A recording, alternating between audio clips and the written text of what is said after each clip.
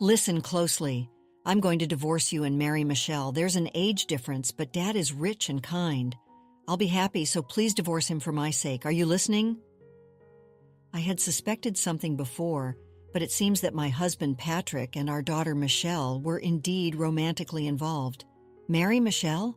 I don't understand what you mean. We've been dating for a long time. I love Michelle. Patrick revealed his relationship with Michelle without any remorse, even appearing proud of it. If I have to choose between two people with the same face, one an older woman and the other a young lady, of course, I choose the younger. She looks like you, so it's fine, isn't it? It turns out their relationship has been going on for nearly 21 years. It's unbelievable, but it means they've been deceiving me for all these years.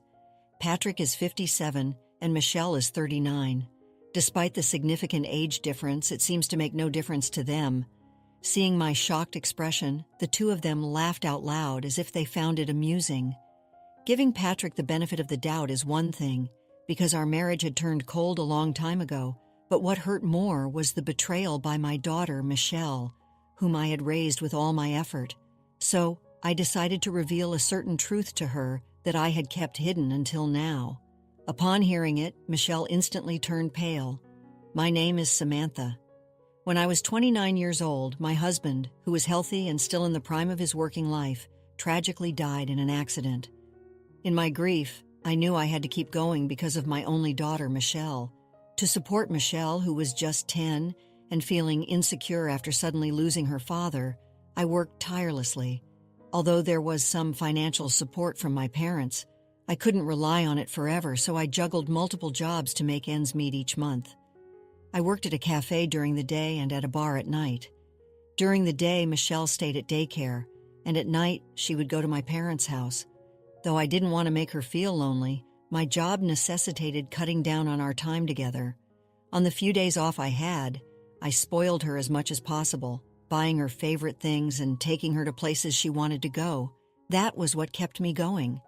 This life continued for years, and Michelle turned 18. She was accepted into the college she hoped to attend and was set to start living on her own. When leaving home, Michelle said to me, "Mom, thank you for raising me. Enjoy your life at your own pace now." At that time, I was dating a man, Patrick, a regular at the bar where I worked. He didn't change his attitude even after learning I was a widowed single mother. "It's admirable how you've raised your daughter so well." He even complimented me. He was a very kind man. Encouraged by Michelle's words, I decided to remarry Patrick. Once Michelle's college enrollment and move were settled, I introduced Patrick to her. "Nice to meet you. I'm Michelle," her daughter said. "Nice to meet you, Michelle. Well, you look just like your mom, and you're beautiful too." Patrick was surprised by how much Michelle and I resembled each other. Indeed, Michelle had grown to look just like I did when I was younger. "I hope you two will have a happy marriage life," Michelle greeted him politely. Despite making her feel lonely all these years, she now wished for my happiness. I was filled with joy to see her grow into such a kind-hearted person. 21 years have passed since then. Patrick has successfully climbed the corporate ladder and now sits in an executive position. After graduating college, Michelle worked for a major apparel company, and I, having gotten married, quit my night job and now only work during the day. With parenting somewhat behind me, my life might seem smooth sailing, but now my marriage to Patrick has completely cooled off. Looking back, I think Patrick's attitude started changing right after we got married. He used to be such a kind and cheerful person when we were dating, but after we got married, he often ignored me, saying, "I'm tired," when I tried to talk to him. As he climbed the corporate ladder and took on more responsibilities, Patrick started working overtime and on weekends more often, reducing our time together as a couple.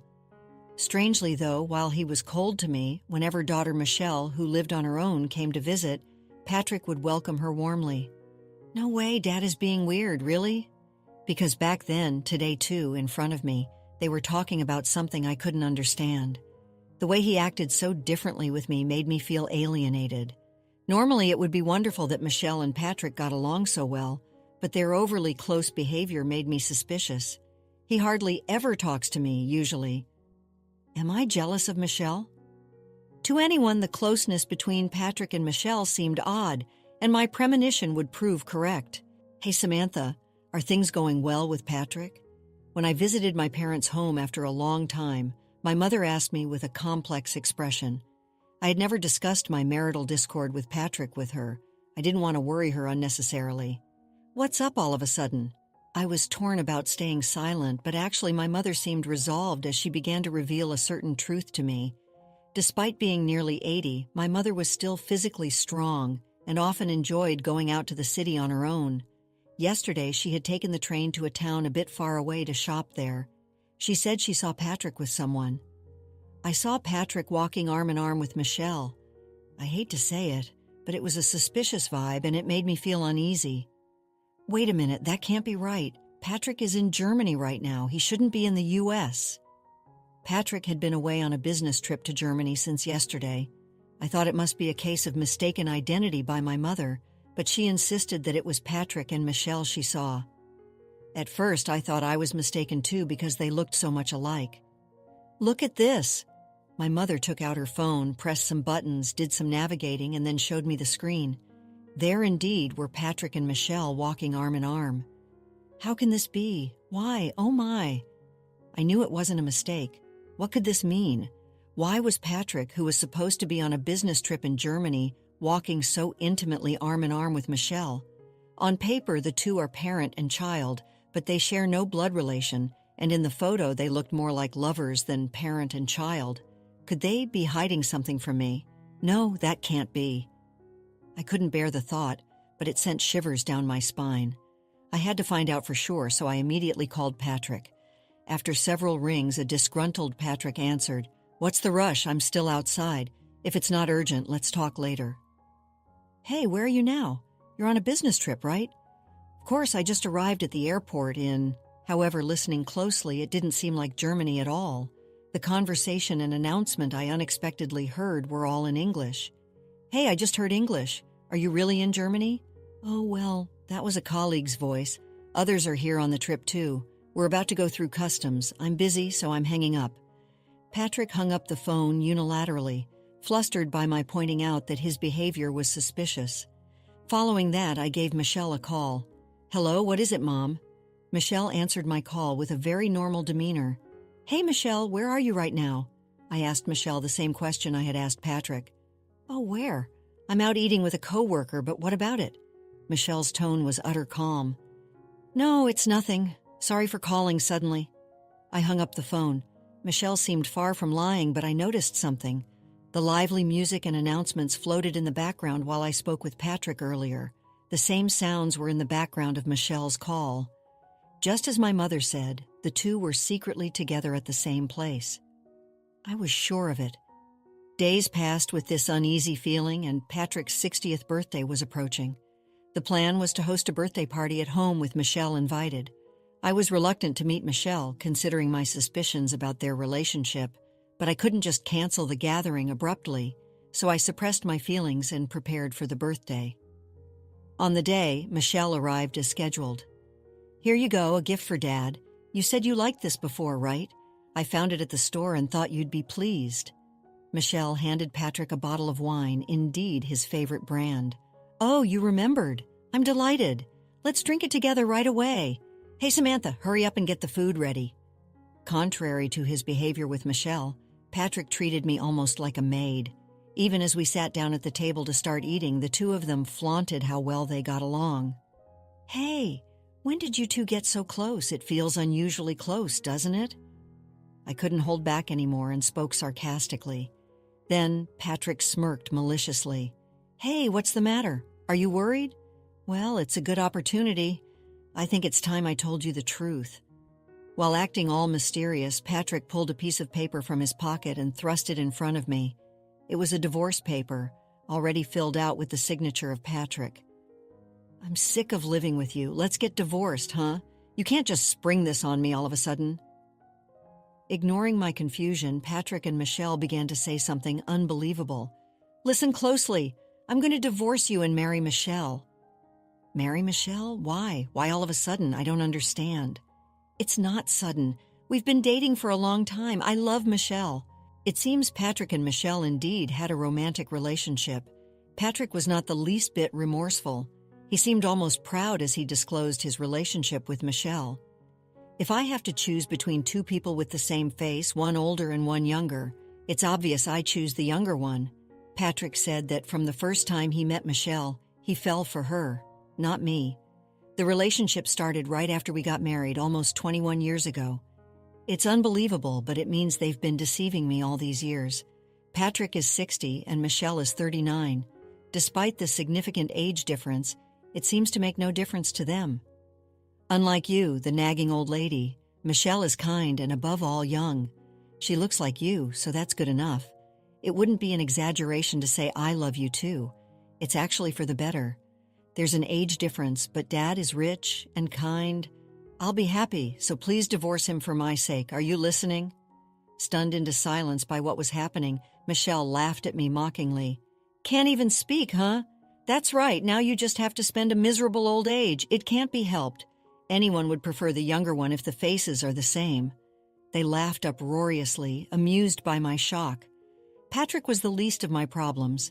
Our marriage had long since turned cold, and I had braced myself for such a day might come. But the betrayal of Michelle, whom I had struggled as a single mother to raise, was much harder to bear. What you two are doing is outrageous. Michelle, are you going to betray me and marry him? Are you really okay with that? I pressed Michelle for an answer. Hi, what's sour grapes? Sorry for taking your husband, Mom. Michelle showed no remorse in response to my question. It seemed this was not just a momentary lapse. That's enough. Realizing that nothing I said would matter, I quietly accepted the divorce papers, signed them without a word, and handed them back to Patrick. Once you're done here, get out fast. This place is for Michelle and me now. You're no longer needed, old lady. Patrick's words coldly pushed me out as I held back tears, gathering my things and leaving the familiar apartment. Why do I have to go through this? It was hard, but there was nothing I could do about it. The betrayal by Michelle, whom I had raised with so much effort, hurt the most. 3 months later, after being driven out of the apartment I shared with Patrick, I had moved back to my parents' home. Then one day, Patrick and Michelle suddenly showed up looking furious. Hey, Samantha, what is this about, this thieving woman? Patrick yelled at me the moment he saw me. I had a hunch about why Patrick was so upset, but I decided to feign ignorance. What do you want? You and I are strangers now, aren't we? It's rude to just show up like this. You stole my money. You are the only one who could have. Where did you put my savings? Patrick ignored what I said and accused me of being a thief, coming here suddenly and calling me a thief. Isn't that rude? The rent and utility bills have stopped being paid, and we've been getting collection notices. I'm asking where you put my money. I'd been paying the rent and utilities for the apartment Patrick had lived in with the money I earned from my work. Patrick had always been reckless with money, spending his salary as soon as he got it. Ideally, he should have lived within his income, but he was spending beyond his means, so his salary was never enough to cover our expenses. I had criticized him for this, but Patrick never really listened to me seriously. He had been involved with Michelle since we were married. He probably never really wanted to listen to what I had to say. Finding it annoying, he had left all the financial management to me, so he had no idea how much savings he had. During the divorce, Patrick, thinking he had enough income, paid me a substantial amount of alimony, but that left him with practically no savings. Despite this, he probably continued his wasteful spending after the divorce. Eventually, his meager savings ran out, and by the time he realized his account balance was zero. What misunderstanding do you have? I can't steal money. The only reason you have no money is simply because you kept spending without checking your balance. That can't be. I'm a company executive. You must have been embezzling my salary. Give me back my money, you thief! Patrick continued to shout, refusing to accept my argument and insisting I had stolen his money. Mom must be jealous of our relationship and stole the money to spite us. Just give it back quietly now while there's still time. Michelle joined in, screaming at me and calling me a thief. Their voices were so loud that the neighbors could hear them. But that was their mistake. Our family has been in this neighborhood for decades, and the neighbors are all close.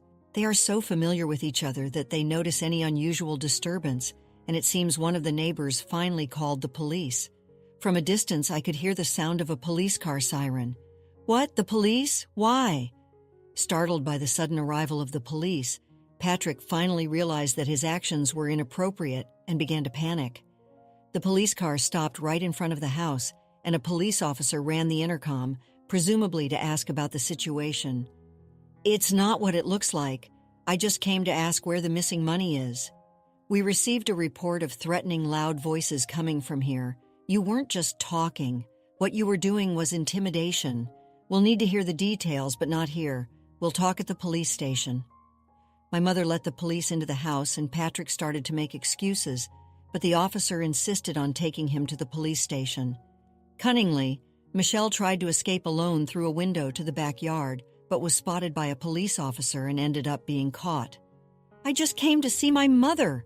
Why do I have to be arrested? Mom, help me quickly. I'm your daughter," Michelle screamed at me as she was apprehended.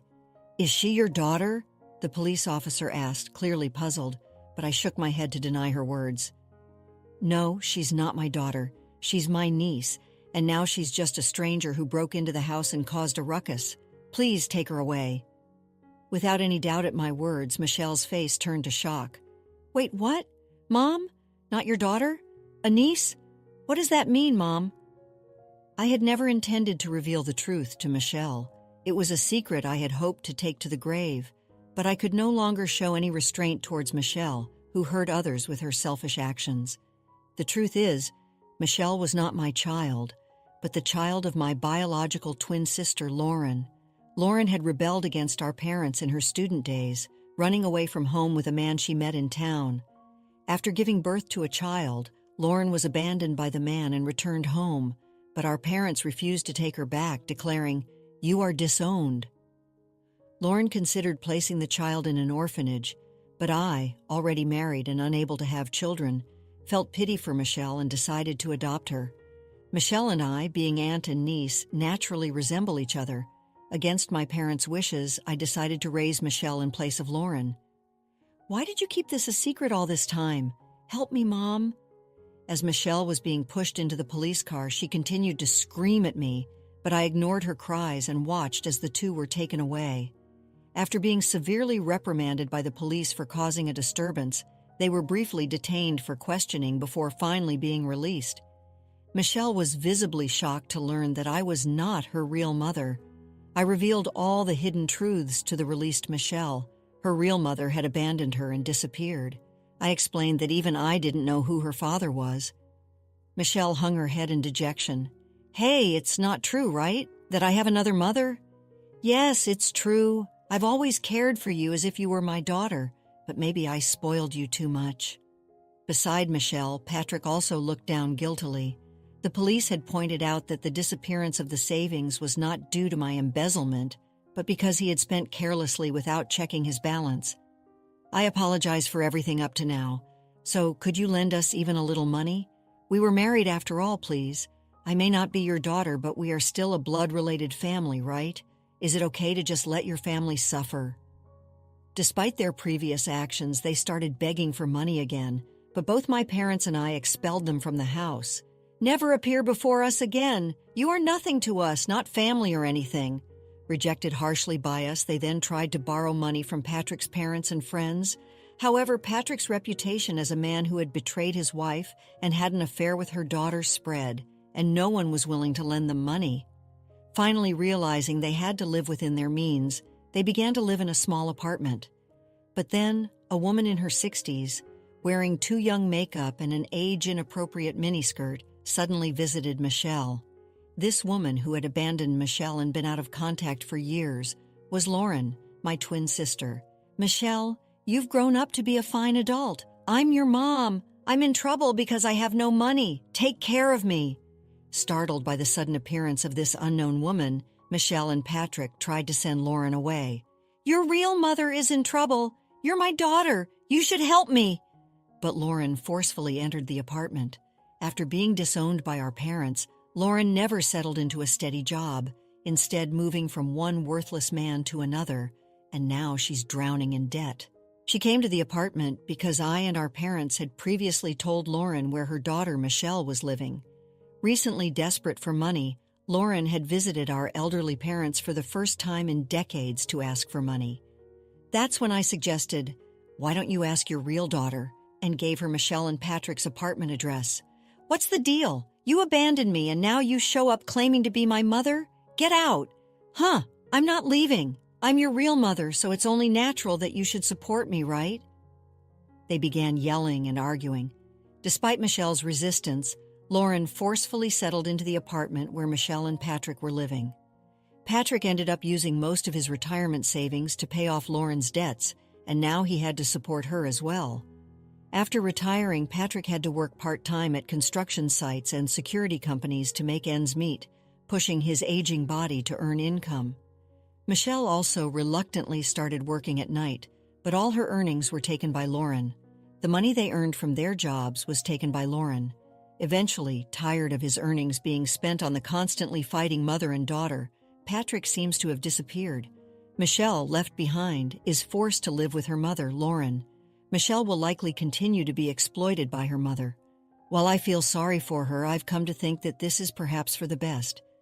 Meanwhile, I've recently met a man through a hobby who lost his wife several years ago and now lives alone. We haven't decided whether to formalize our relationship, but we enjoy a good relationship, visiting each other's homes and spending time freely. He is an excellent cook and often makes my favorite dish, hamburgers. It's been a long time since I felt this fulfilled. When I'm with him, time seems to flow gently, and I find myself naturally smiling. Perhaps this simple life is the happiest. As I enjoy these peaceful days, I plan to keep moving forward, one step at a time. Let's conclude the story shortly. Life took an unexpected turn for Michelle. Abandoned once as a baby, she found herself abandoned again by the man she chose over her mother, leaving her to face the consequences of her actions alongside the very mother who had left her years ago. Karma, it seemed, had a way of evening the score. As for me, I found peace and a renewed sense of hope. The betrayal, though painful, ultimately freed me from a loveless marriage and brought a newfound light to my days. The man I met, with his kind heart and delicious hamburgers, reminded me that happiness can be found in the simplest of things, especially after weathering life's storms. It was a testament to the fact that even after hardship, the possibility of new beginnings and genuine connection always remains. After experiencing the full journey of our story, we'd love to hear your thoughts. How did the story resonate with you? Don't forget to like, subscribe, and stay blessed. Thank you for watching, and see you in the next story.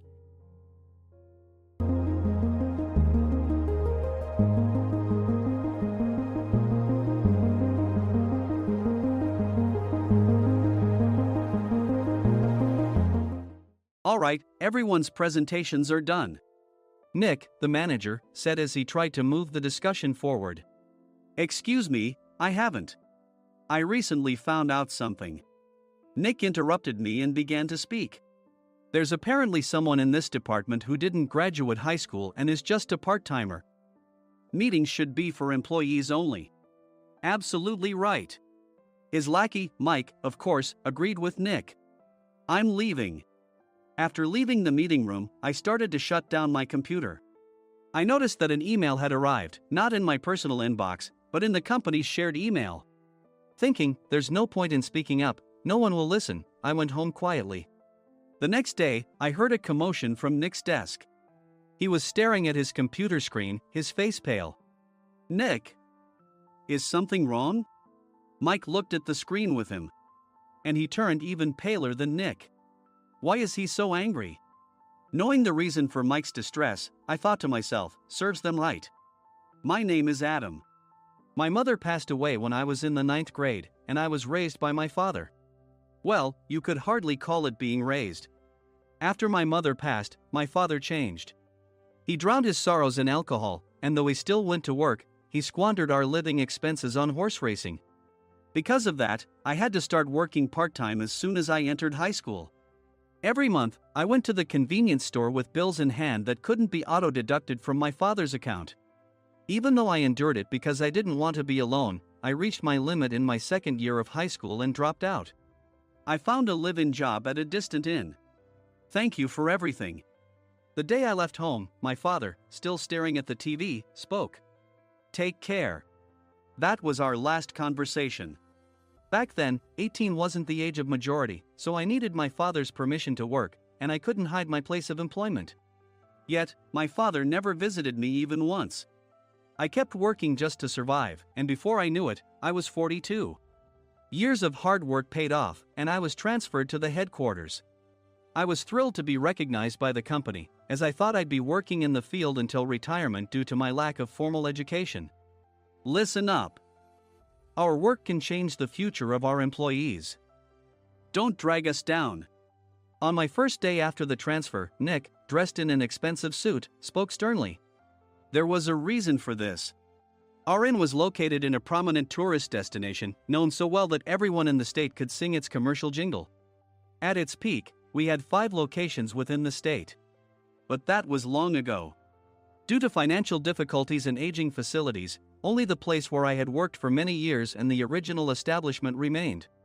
I was prepared to lose my job anytime, but now there was a glimmer of hope. With the rise of social media, the tourist area where the inn was located started gaining attention again.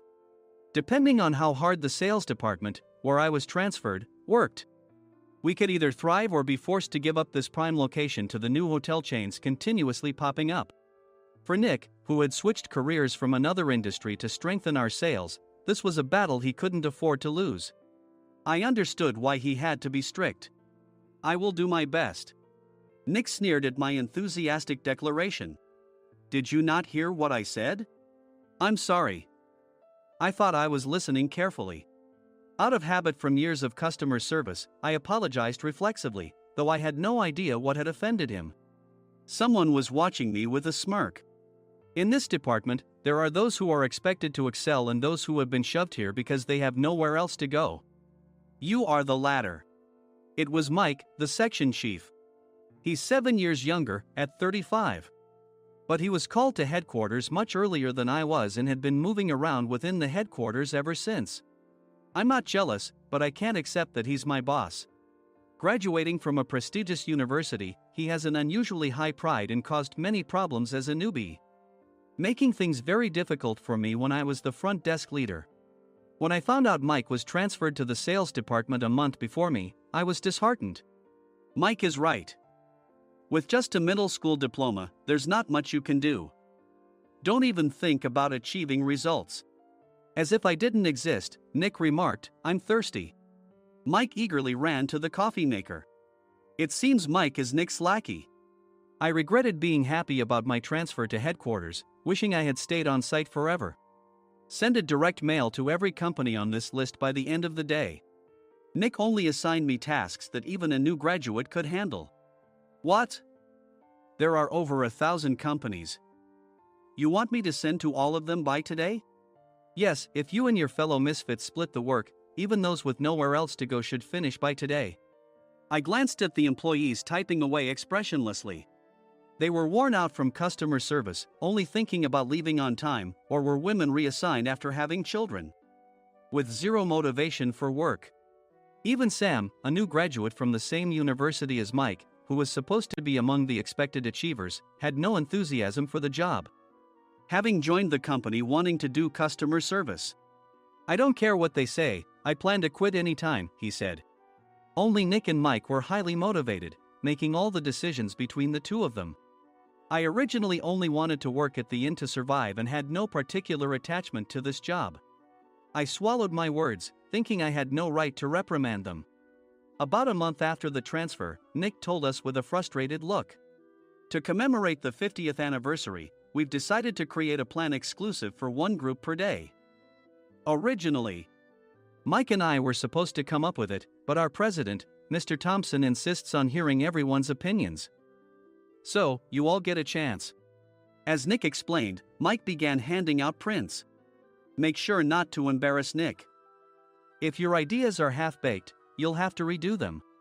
It seemed that they had printed his handwritten notes by Mr. Thompson, which included several questions and a section for free responses. It made sense why Nick had to seek our input, given that all responses had to be submitted to Mr. Thompson.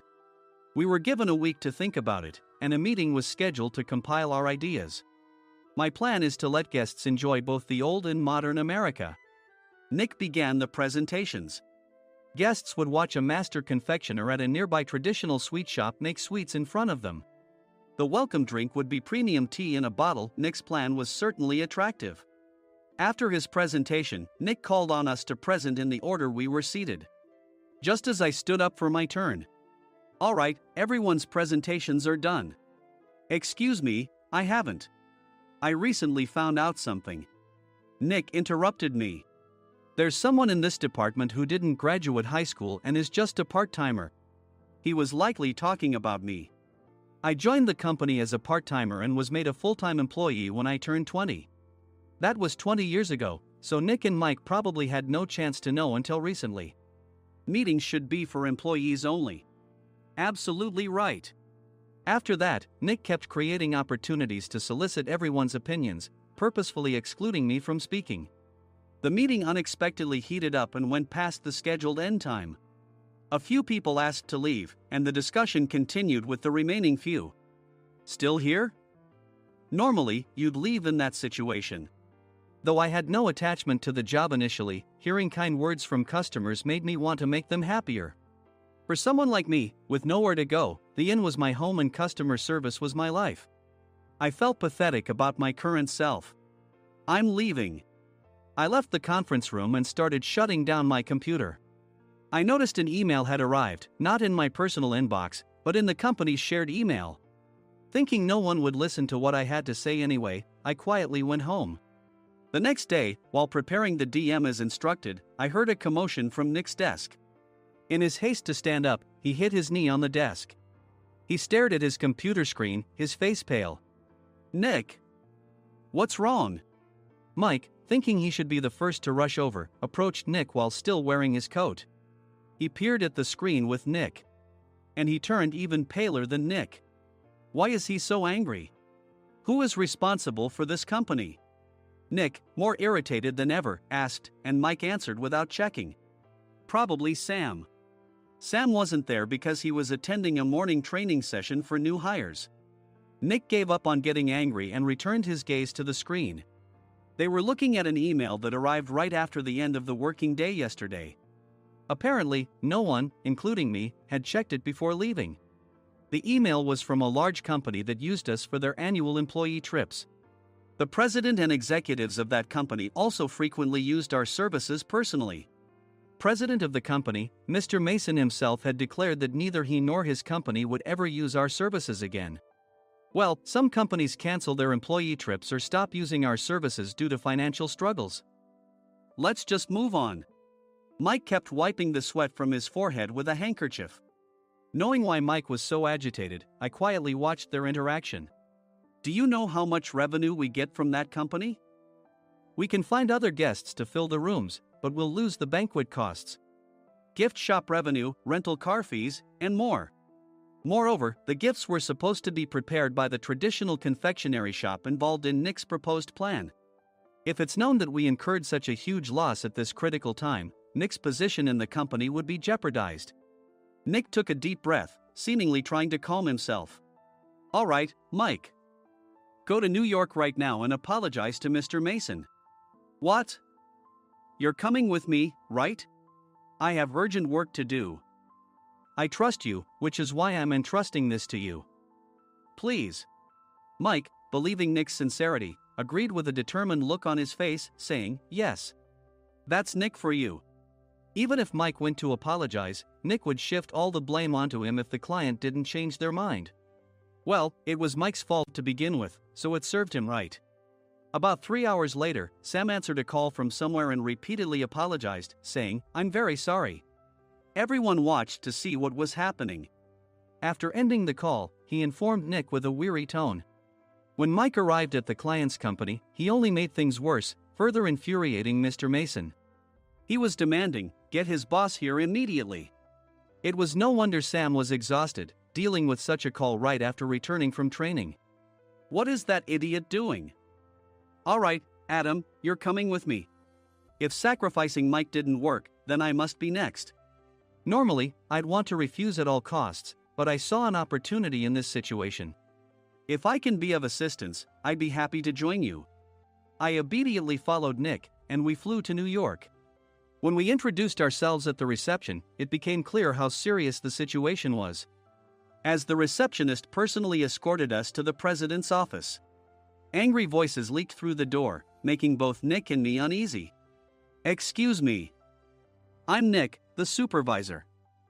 I understand my subordinate has caused you trouble, and I deeply apologize."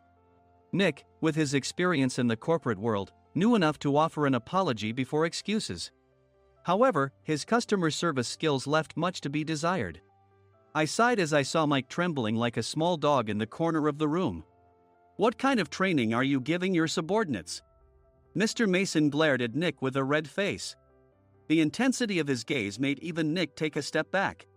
Regrettably, I joined this company only 2 years ago and was unaware of Mike's issues. I should have identified his shortcomings sooner. Indeed, I should have realized sooner. No sensible person would come to apologize and then give a lengthy presentation on the drawbacks of not using their in. Nick froze, his mouth slightly open. Suspecting the worst, I picked up the documents that had fallen to the floor. It seemed Mike hastily prepared these documents on the plane, listing the disadvantages. Disadvantage 1: if you change the venue for the company trip, employees might suspect it's for cost-cutting reasons, leading to a negative impression. Reading it aloud half-jokingly, Nick snatched the papers from my hand and checked the contents with a furious expression. Among the stack of documents was a receipt from a nearby convenience store's copy machine. I felt a pang of dread, hoping he hadn't shown the receipt as well. What do you think he said when I asked what kind of nerve he had to do this? I'm very sorry." Faced with the dire situation, Nick must have thought there was nothing left to do but apologize. In a voice smaller than I'd ever heard from him, he uttered words of apology. He said, "I'm a Harvard graduate. I don't believe I said anything wrong." "Mike, what have you done?" Forgetting his plan to pin the blame on Mike, Nick yelled loudly, even in front of Mr. Mason. "I didn't do anything wrong." "You're still saying that? Look at him." Mike pointed at me with a shaking hand. "I was assigned to headquarters in my 20s and now I'm a section chief. This guy only made it to headquarters at 42. Everything I've done proves I was right. So why are we losing the contract?" Having said his piece, Mike collapsed to the floor. "Of course. You were sent there because you had nowhere else to go." Mike never expected to hear such words from someone he looked down upon. He lunged at me, and Nick hurriedly stepped in to stop him. "Mr. Thompson told me Mike is a quick thinker, and to take good care of him." There's no way he was pushed aside. "Don't make things worse here. He didn't say quick thinker, he said only quick-witted, didn't he?" I don't remember that part." I recalled the many troubles Mike caused when he was a newbie. When Mike was on the front line, his pride was so high that he never apologized to customers. Customer service, especially in our job, doesn't work alone. It brings both good and bad situations. If the front staff or housekeepers made mistakes, or the cleaning company didn't properly clean a room, one had to apologize to the customers regardless of personal fault. Mike, in such situations, would never apologize, insisting he wasn't at fault. This often angered customers, and as the front desk leader, I frequently had to apologize on his behalf. He caused complaints and disrupted operations, which is why he was quickly moved to headquarters. In departments where he didn't interact directly with customers, his quick thinking was beneficial and things went well. But it seemed his flaws were starting to show. Corporate reservations are supposed to be entered into the system by the sales representative. But a quick check yesterday revealed that more than 10 items were missing from the client's reservation. The handover document clearly stated what needed to be prepared. Why didn't you enter it into the system? Why do we have to give them special treatment? Filling rooms near the banquet hall, setting up all the food in advance. Specifying the brand of wine, they're too demanding. No wonder he always angered customers, I thought, feeling a headache coming on. Grouping them in rooms near the banquet hall is for our benefit too. It makes it easier for the staff to set up beds and serve breakfast since everyone's schedule is synchronized. As for the other requests, Mr. Mason suggested them to lighten our load. I didn't know that. Nick finally seemed to realize that Mike was the one who had angered the client. What did you say to them? I just told them we wouldn't give them special treatment anymore. We shouldn't waste effort on things that don't bring in money. I was utterly exasperated at his lack of understanding of customer service. Of course, we shouldn't comply with unreasonable demands. But carrying over successful practices from past stays makes customers feel remembered and enhances their experience. Good memories encourage repeat visits. That's part of our job. I looked down at Mike, who was sitting on the floor. In our job, nothing is a waste. Mr. Thompson likely moved you to the sales department, hoping you'd finally understand this. How do you think he feels now that you failed to meet his expectations? Mike, tears in his eyes, fled the president's office. I was amazed he still hadn't apologized. You have it tough, Adam. It's okay, we're all employees of the same company. I deeply apologize for this disrespectful incident. Especially after all the care you've shown us. If it weren't for you, Adam, I really would have stopped staying here. When I heard you were moving to the sales department, I was willing to reconsider if you handled it. Seeing us talk so amicably, Nick's face contorted. Do you two know each other? Adam's service is excellent. I always requested him specifically. Normally, we don't accept specific staff requests, but we made an exception for Mr. Mason, adjusting my shifts accordingly. He had personally stayed at our hotel just before my transfer, and during casual conversation, I mentioned, I'm moving to the sales department soon. If I hadn't told him then, things could have been much worse. Please continue to take care of us. I look forward to it. On the return flight, Nick awkwardly offered me a can of beer. It's still working hours. Of course, I had no intention of forgiving him for a single beer. Nick might try to pin everything on Mike and avoid any consequences. While pondering this, a startling fact came to light. Nick, the tea bottles for the plan have arrived. I handed Nick a bottle labeled with our inn's name. They look good. What are you talking about? These are plastic bottles. I had assumed we would use the trendy, high-end bottling tea. But what arrived were ordinary plastic bottles of tea with customized labels. The only unique aspect was the label, which had the inn's name, making it look customized. Upon further investigation, I discovered that a substantial amount of money was set to be paid to the tea company. It was priced like bottling tea. Does this plastic bottle really cost $100 each? The tea inside is specially blended for us. The extra cost is for that. Wouldn't it be better to use another tea company? Or is there a specific reason we must use this one? As Nick continued to make excuses, I showed him a printed email. I informed the tea company's president, Mr. Mitchell, that we discovered irregular payments and he confessed. He said you two were high school classmates and planned to split the extra money. That idiot. Why did he confess? That's not important.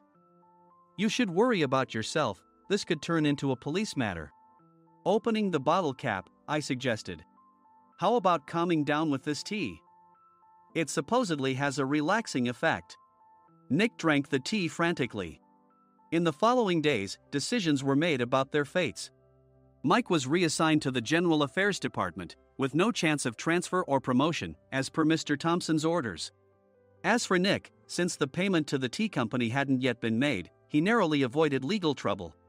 Instead, he was encouraged to leave the company, and to avoid further complications, Nick submitted his resignation. Rumor has it that connections between HR departments have made it difficult for him to find new employment. Even though it was good to have those two gone, something unexpected happened in the sales department.